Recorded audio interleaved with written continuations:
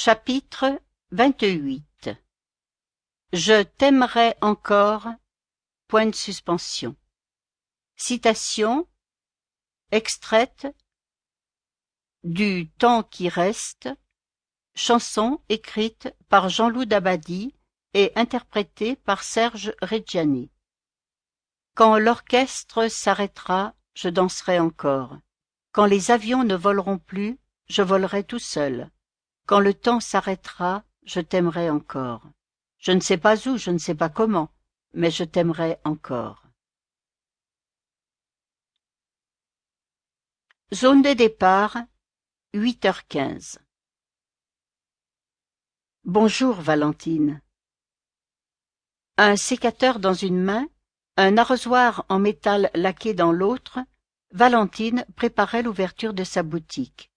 Au milieu des parois de verre et des murs blancs immaculés de l'aéroport, la devanture détonnait. Elle avait le charme et le cachet d'antan et ressemblait aux étals des fleuristes et des faubourgs parisiens. Valentine se retourna. Elle avait vieilli, bien sûr. Son visage portait les stigmates du temps, mais ses cheveux courts, son allure sportive et l'intensité de son regard rappelaient la jeune femme éclatante qu'elle avait été. Elle avait surtout gardé ce je ne sais quoi de magique qui, aux yeux d'Archibald, la rendait plus délicate qu'une sculpture de Michel-Ange, plus harmonieuse qu'une toile de Vinci, plus sensuelle qu'un modèle de Modigliani. Leurs gorges se nouèrent, leurs regards se cherchèrent, leurs yeux se voilèrent. « Je savais bien que tu finirais par venir, » dit-elle avant de se blottir dans ses bras. Banlieue de San Francisco, centre de rééducation de Mount Sinai. 9h01. Gabriel avança vers le lit et prit la main de sa mère dans la sienne. Le visage de Valentine semblait serein, son souffle était palpable, mais ses yeux pourtant grands ouverts regardaient désespérément le vide. « Je ne vais pas bien, maman, je dérive. » Valentine avait sombré dans le coma en décembre 1975 à la suite de l'accident cardiovasculaire qui avait suivi son accouchement. Depuis 33 ans, seul un enchevêtrement de perfusion et une sonde d'alimentation la maintenaient artificiellement en vie, sans oublier l'aide d'une infirmière et celle d'un kiné qui chaque jour la massait pour éviter la formation d'escarres. Gabriel caressa doucement le front de sa mère, dégageant une mèche de cheveux, comme pour la recoiffer.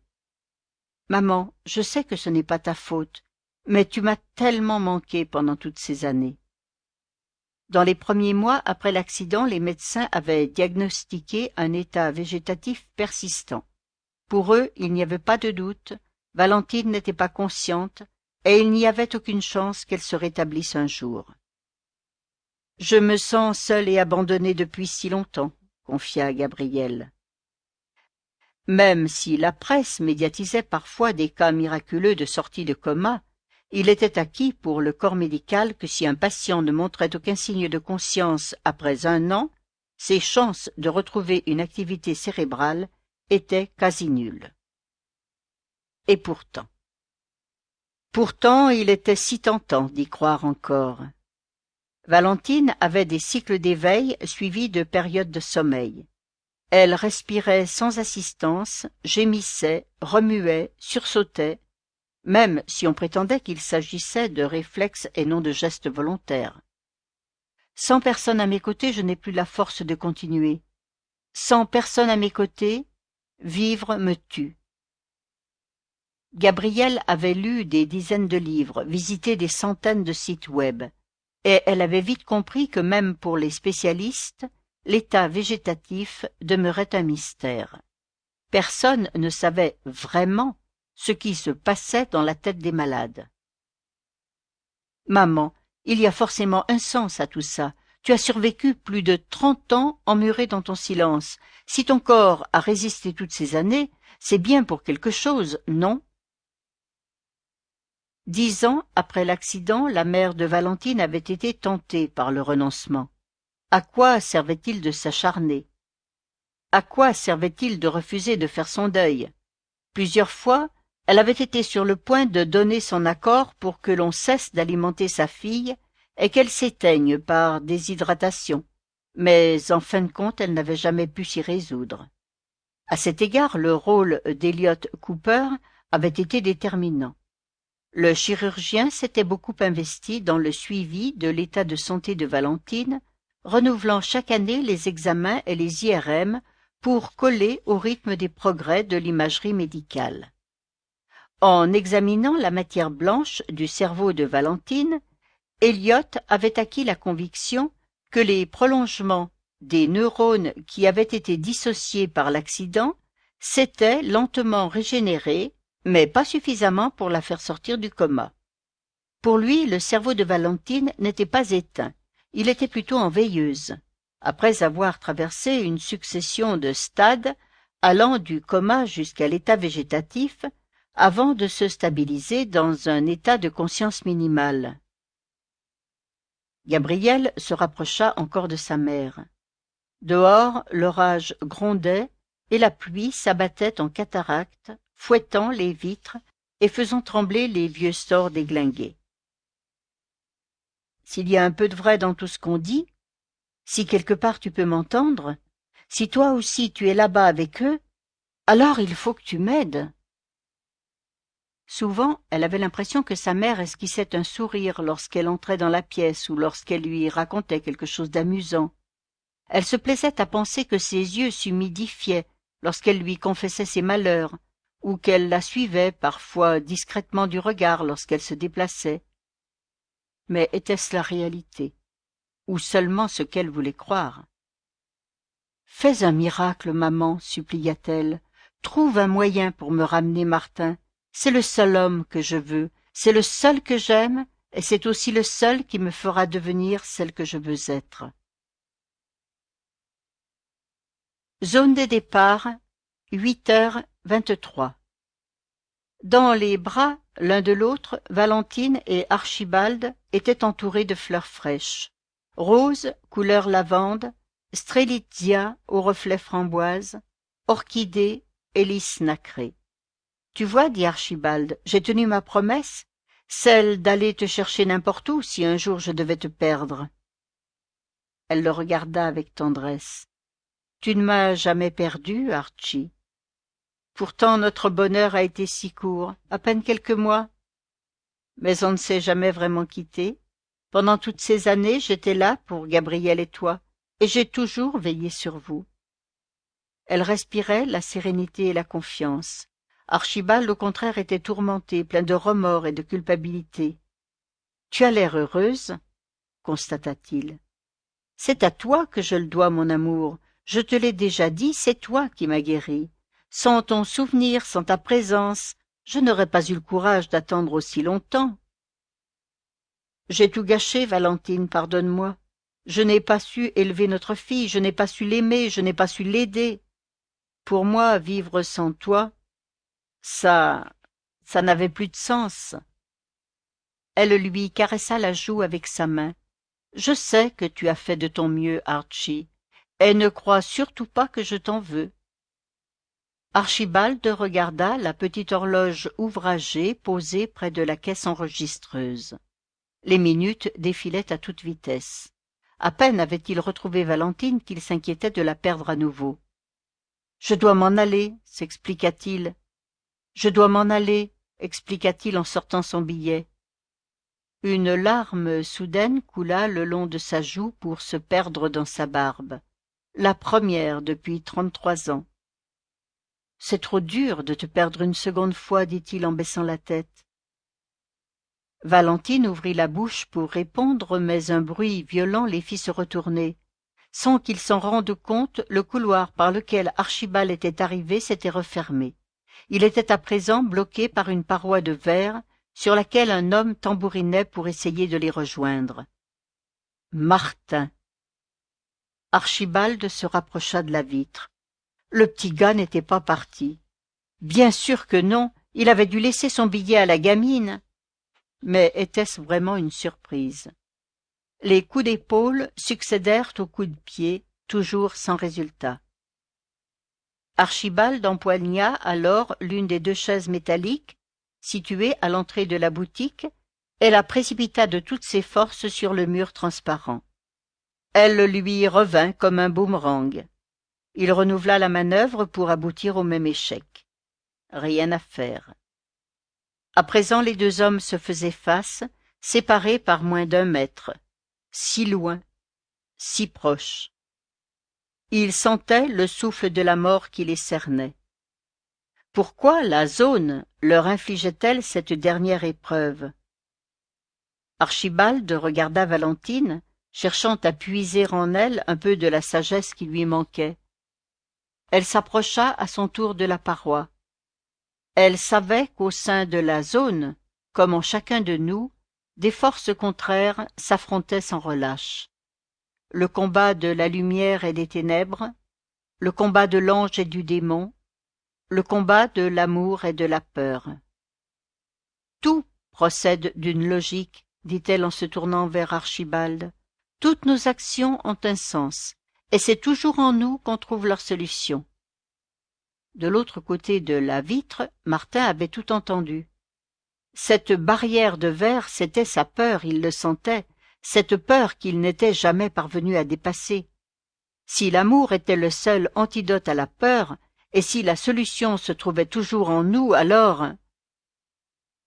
Le diamant, la clé du paradis. Il fouilla dans la poche de sa veste.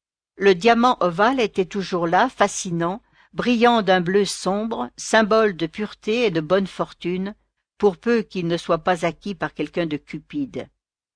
Il approcha la pierre mythique de la vitre. Il avait peut-être tous les défauts du monde, mais il n'était pas cupide. Et, à bien y réfléchir, ce qui l'avait conduit à entrer en possession du diamant, c'était son amour pour Gabrielle, un amour maladroit, immature, mais tellement fort et sincère. Il posa la pointe du joyau sur la paroi et d'un geste ample raya la surface vitrée pour y dessiner une ligne de fracture circulaire. « Bien joué, petit gars !» pensa Archibald, qui se saisit de la chaise et la projeta devant lui. Cette fois, la vitre vola en 1000 morceaux, libérant un passage pour Martin. « Et maintenant, on fait quoi ?» demanda Archibald.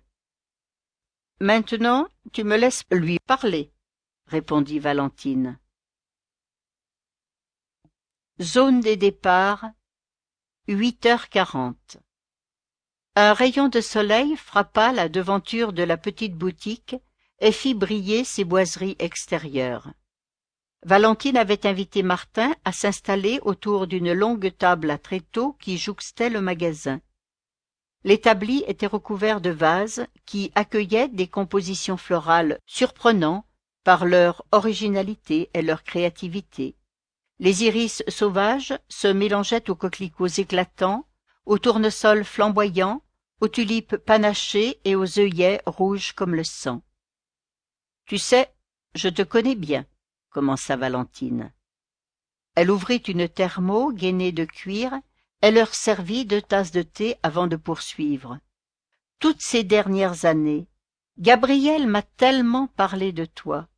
Et Martin par-ci, et Martin par-là. » Ses gestes étaient lents et posés, comme si elle restait indifférente à l'urgence de la situation. « Lui aussi, il me parlait souvent de toi, » fit-elle en désignant son mari. Un peu à l'écart, Archibald se rongeait les sangs près de la porte d'embarquement.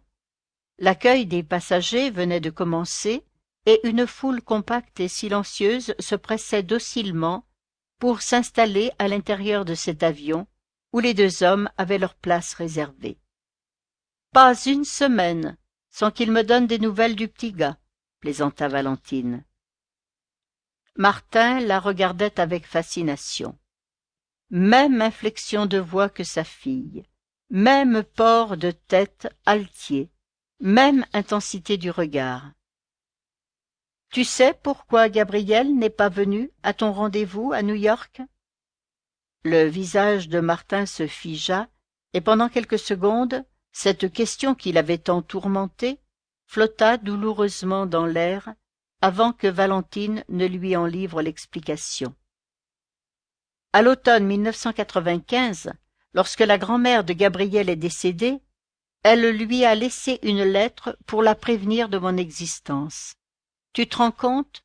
Pendant 20 ans, ma propre fille m'avait crue morte alors que j'étais dans le coma. Martin accusa le coup. Il tourna la tête et son regard se perdit dans les bulles colorées d'une sculpture florale où une fleur de lune donnait l'impression d'avoir été givrée dans une eau translucide.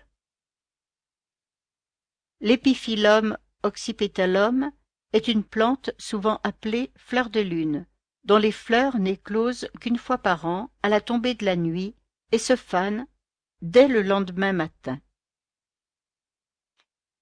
Gabrielle a appris la nouvelle au début des vacances de Noël, continua Valentine. Elle avait déjà bouclé sa valise pour aller te retrouver, mais cette révélation l'a anéantie. Au début, elle passait ses journées à l'hôpital, prostrée à mon chevet, en me suppliant de me réveiller. Pendant 3 ans, elle est venue tous les jours, tant elle était persuadée que sa présence m'aiderait à sortir du coma. Dans les haut-parleurs de l'aéroport, une voix incita les derniers passagers à se présenter au comptoir d'enregistrement. Indifférente à cette agitation, Valentine prit une gorgée de thé avant de poursuivre. « Tu n'as pas à avoir peur, Martin. Gabrielle est exactement comme tu la devines, amoureuse et fidèle, aspirant au tout pour l'autre.